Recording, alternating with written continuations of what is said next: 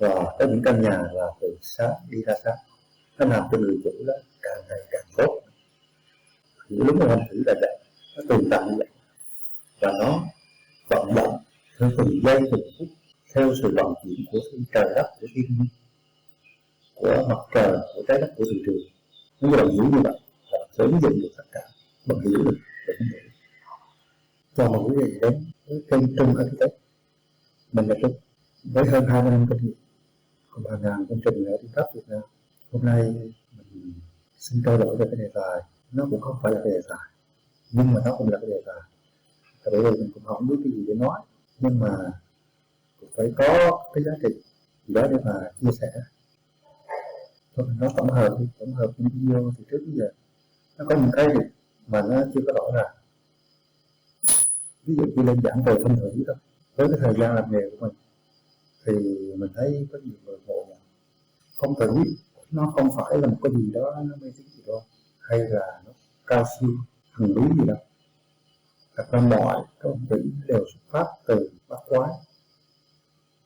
Bát quái thì mình có tiên thiên, bát quái hậu thiên, thì đa số là xuất phát từ bát quái hậu thiên, là bắt đầu từ ông Khổng Minh.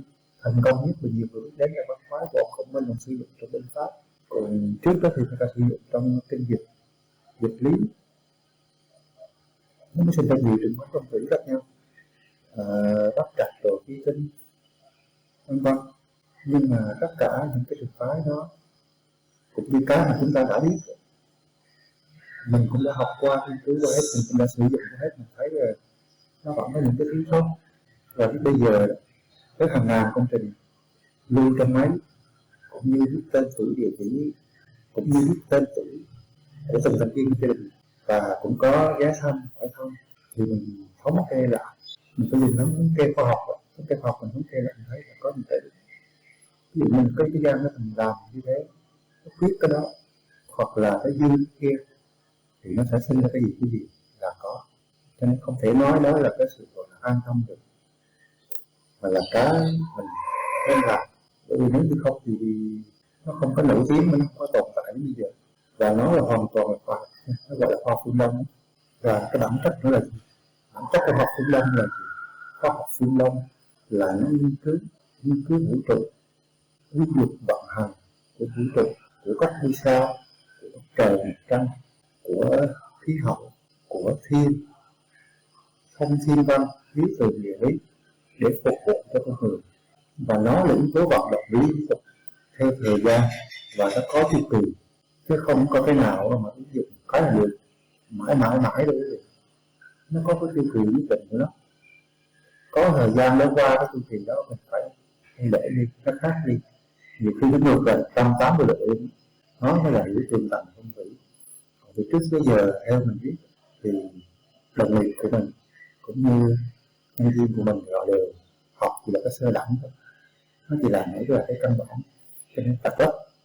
Chứ còn hiểu đúng về phong thủy thì ngày nay người ta họ để cái này rất nhiều rồi, cho nên để mà tìm được cái người mà biết về phong thủy chứ chưa cần phải giỏi là đã đến đầu ngón tay rồi. Cho nên đừng có nghĩ cho cái chuyện là có căn nhà đó mà đứng phong thủy thì nó chuyện đó là hết sức là ảo tưởng. Nhưng mình khẳng định là một điều, nếu như mình ứng dụng phong thủy vào ở để phục vụ cho cá nhân mình, hay là một người chuyên nghiệp như mình chẳng hạn, kiến trúc sư mình thiết kế một căn nhà để phục vụ cho cái người gia chủ, thì mình biết cách ứng dụng thì mình sẽ như là có thêm được cái sự hỗ trợ, thêm đôi cánh, chấp thêm đôi cánh, mình dễ phát triển hơn. Và đương nhiên mọi thành viên trong gia đình nó cũng sẽ phát triển đồng đều, nó không có gặp tai họa. Mình để ý những căn nhà ví dụ như nó khuyết chẳng hạn, thì nó sẽ có những cái tai họa như là có thể mất mạng, hoặc là cùng mình thường thấy các người ta sẽ bỏ đi. Nó khuyết có cùng chồng vợ thì đương nhiên người chồng hoặc người vợ đó sẽ bỏ đi, và nó khuyết đứa con thì đứa con đó nó sẽ không bao giờ nó ở nhà, nó sẽ đi xa nó làm việc. Cũng như nó khuyết cái cung danh vọng thì mình làm hoài tiền thì có, nhưng mà danh thì khó. Khuyết cái cung tiền là thì hữu danh mà vô thực là cái đó là có. Cho nên nó thiết kế mà vô thủy là nó hài hòa, tất cả là phải đều nhau, không có cái nào quá nhiều mà cũng không có cái nào quá ít. Và cái quan trọng nhất là nói tiếng người đó là mình phải giữ được cái nội khí. Cái nội khí của căn nhà là cái đường dài đi đường khí. Căn nhà như thế nào đó thì mình làm sao bố trí đường khí nó đi, nó phải dứt dắt kéo dài cái đường khí đó, chứ nó không có chạy trục từ cái này bên kia đi cái đọt. Như vậy là cái khí đó thành ra khí nó đi, không cần biết cái đầu vào khí đó là tốt hay xấu, nhưng mà cách đi của dòng khí như vậy là sát khí.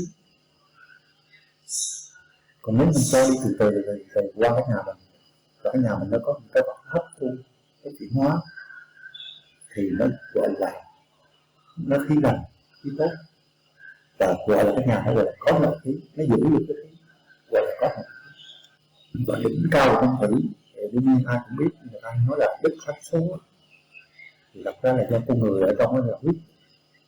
Bởi vì cái trường khí của cái nội khí của căn nhà là nó gì hấp thu từ con người ở trong đó ra. Đó, người chồng người vợ thì ông người bà và con cháu trong người trong gia đình đó hấp thu nó lấy luôn, năng lượng không mất đi. Ngày xưa mình học là lý thuyết là năng lượng không mất đi là di chuyển, là sau này có cuốn sách về luật hấp dẫn là nó sẽ bay ngược, nó sẽ chuyển hóa, nó sẽ giao thoa về mặt năng lượng với nhau. Cho nên khi mà mình thiết kế căn nhà thì mình tìm hiểu phong cách sống của cái người chủ nhà đó, người có kinh nghiệm, mình sẽ tư vấn luôn người ta cách sống như thế nào, cách sử dụng căn nhà như thế nào để cho đúng nhỉ. Chứ như ví dụ như mình đưa cho một người xấu một khẩu súng thì người đó họ sử dụng khẩu súng để làm việc bậy. Nhưng mà nếu mình đưa khẩu súng cho một người chiến sĩ ở ngoài chiến trường thì đây sẽ là có cái dụng cụ rất là lợi hại, người chiến sĩ sẽ có thể là trở thành anh hùng, đúng không? Trong cái ngôi nhà dù tốt mà cái người chủ họ không có phong thủy tốt, họ không phải là người tốt, thì họ vẫn không thể nào phát huy được cái đặc thù. Nhưng mà đương nhiên nó cũng có cái quá trình nổi bật nhất định, cũng như cái người đó là tốt mà ở trong phong thủy quá xấu thì nó cũng cản trở người đó nhiều. Cho nên mình chia thành bốn loại. Một người đó là sau khi có căn nhà xong rồi họ từ tối họ đi ra sáng, đó là căn nhà để hỗ trợ người gia chủ.